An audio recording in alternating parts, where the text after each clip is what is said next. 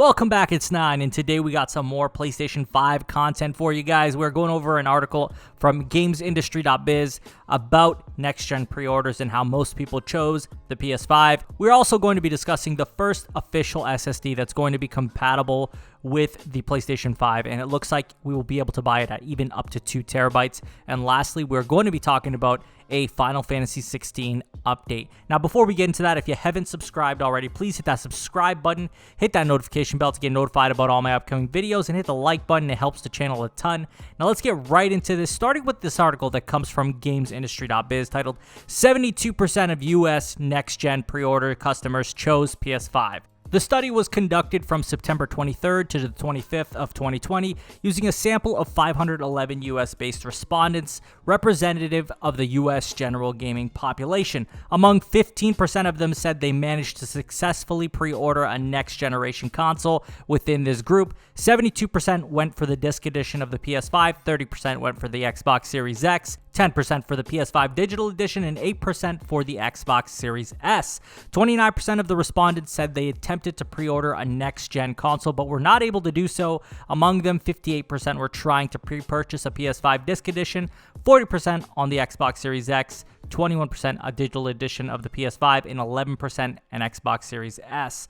So it's obviously a sample, right? It's not really like every single US sale. We're not talking about that. Now, if it was on that scale, we would be impressed. We would say, hey, you know, that's a big loss for Microsoft to lose out that much of their percentage of market share in the US, because that is their best region. Like, they sell the most Xboxes in the US. So if they're not doing well in the US, I would think that they're not probably going to do too well overall. So at first glance, yeah, it looks really concerning for Xbox, and it looks amazing for PlayStation.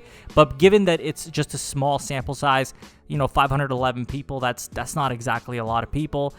So, needless to say, the amount of weight that this holds is not that much, but it does mean something. It does say something for the U.S. population, that small snippet of it, that people are choosing the PlayStation 5 platform over the Xbox. And I do think that that's going to reflect in sales.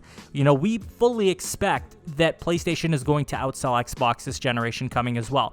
They have outsold Xbox every single generation that the Xbox has been in the games industry. So why would we expect anything less now, especially with how badly they were outsold this generation? I mean, I think everyone's kind of on the same page thinking that we're not in for any surprises in terms of Xbox all of a sudden becoming the kingpin of game consoles. It's not going to happen. I don't think it will. I mean, I obviously could be wrong, but I would be very shocked if that happened. I just don't see that happening. I do think that Xbox will sell a healthy amount. I do think that they're going to sell out of their pre-orders, which they did. That didn't surprise me. I think for sure that they were going to sell out of their pre-orders. I think anybody who thought that wouldn't happen, I think it's kind of silly to think that, because they're limited supply to begin with. And then on top of that, it's a new product. So usually new products like this that are highly anticipated sell out very, very quickly. But again, overall, I really think that PlayStation is going to severely outsell them. I talked about it before. I said that they would outsell them 3-1.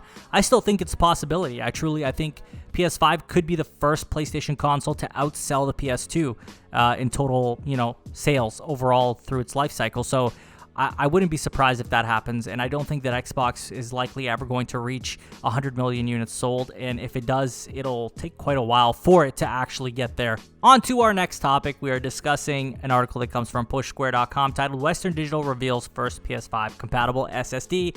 It comes in 500 gigs, 1 terabyte, and 2 terabyte options, and it's going to be up to snuff when it comes to the speeds that the PS5 requires.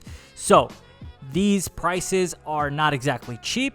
They are going to be expensive, expectedly so. Like, I mean, if anyone was expecting these to be affordable, I think you're in for a big surprise. So the 500 gigabyte one comes in at 150 USD. The 1 terabyte comes in at 230 USD. The 2 terabyte comes in at 450 USD. So, 450, we're talking like, that's almost the value of the console, really. So it truly highlights that, Sony was trying to save some money in that area. They wanted to make the console affordable, and their only way to do that was to definitely put in a smaller size SSD. and this is the reason we got it, right? Like, just looking at these prices, that's a giveaway, right? I mean, the best option would be a 1 terabyte, and an even better option would be 2 terabyte, but I guess the reality is that we're going to just have to deal with the fact that if you want that space, that storage, and you want it early, like day one, first year, you're going to have to shell out that money. Overall, it's great that we have the options there. They're not that badly priced compared to the Xbox versions of the external drives that you can add in. I think that these are actually more reasonable in price, in my opinion, especially with the fact that they're even better for speed. So it's kind of one of those things where, like, if you want it, you got to pay for it. It's that simple. Overall, I'm glad to see that we are finally starting to see SSDs on the market that are going to work with the PS5. I would still wait for Sony to confirm which models will work, because you don't want to buy this and spend the money and it doesn't even work with it. So I would still hold out for it, but it's good to know that there is something on the market already. On to our last topic, and we're discussing Final Fantasy 16.